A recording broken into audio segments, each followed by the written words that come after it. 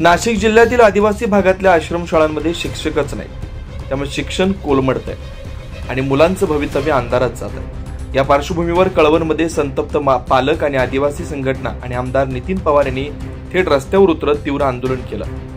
कळवण आणि सुरगाणा तालुक्यातील शासकीय आश्रमशाळांमध्ये शिक्षक शिक्षकेतर कर्मचाऱ्यांच्या शेकडो पदं रिक्त आहेत। या वाढत्या रिक्त जागांमुळे विद्यार्थ्यांचं मोठं शैक्षणिक नुकसान होत आहे। या पार्श्वभूमीवर काल कळवण प्रशासकीय इमारतीसमोर आमदार नितीन पवार यांच्या नेतृत्वाखाली तब्बल 5 तास तीव्र आंदोलन करण्यात आलं।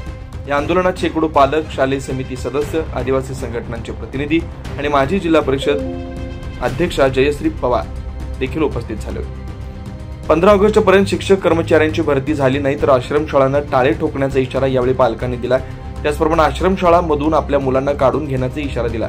शाळा सुरू होऊन 2 महिने उलटले तरी शिक्षक कर्मचाऱ्यांची नियुक्ती न झाल्यानं शिक्षण व्यवस्थाच कोलमडली आहे। पालकांमध्ये तीव्र नाराजीचं वातावरण आहे। याआधी अनेक वेळा निवेदनं, मागण्या, आंदोलन केली तरीही प्रशासन, प्रकल्प अधिकारी आणि आदिवासी विकास विभागानं दुर्लक्ष केल्याचा थेट आरोप करण्यात आला।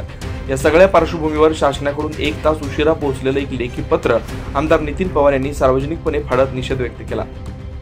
एवढ्या गंभीर विषयावर अशा प्रकारे चालढकल सहन केली जाणार नाही अशी संतप्त प्रतिक्रिया आमदार नितीन पवार यांनी दिली आहे। काय रिस्पेक्ट तुम्ही रिस्पेक्ट दिलाच नाही मला। 1-1.5 तास म्हणजे मी थांबणार,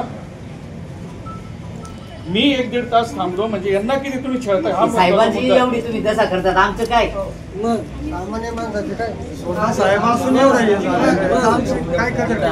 साहेबांचा अधिकार तरी कळतो काय? नाही कशाला, काय माफी नाही, सर्व येऊन गेला काय, कशाला माफी मागतो मी? तुमच्यामुळे आता सर्व विभागांना त्रास होतो। नाही बहुतेला जाऊ द्या, बोलू नका। मुलांना व्यवस्थित पालकांना बोलून घरी जाऊ द्या।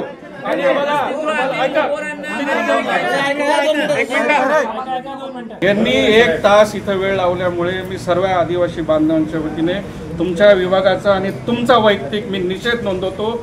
याच्या पुढे तुमचे शिक्षक कसे शिकवता मी त्यांचा अभ्यास घेणार आहे। आता बघतो मी प्रकल्प कार्यालय काय, मीच बघणार, मी इथंच बसणार आहे।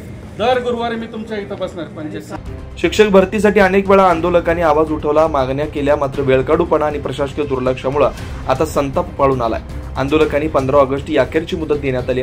त्याआधी शिक्षक आणि शिक्षकेतर कर्मचाऱ्यांची भरती झाली नाही, शाळांना कुलूप आणि विद्यार्थ्यांना बाहेर काढण्याचा निर्णय पालकांनी घेतलाय। आता आदिवासी भागातील शिक्षण वाचवण्यासाठी प्रशासन काय पाऊल उचलतं हे पाहणं महत्त्वाचं ठरणार आहे।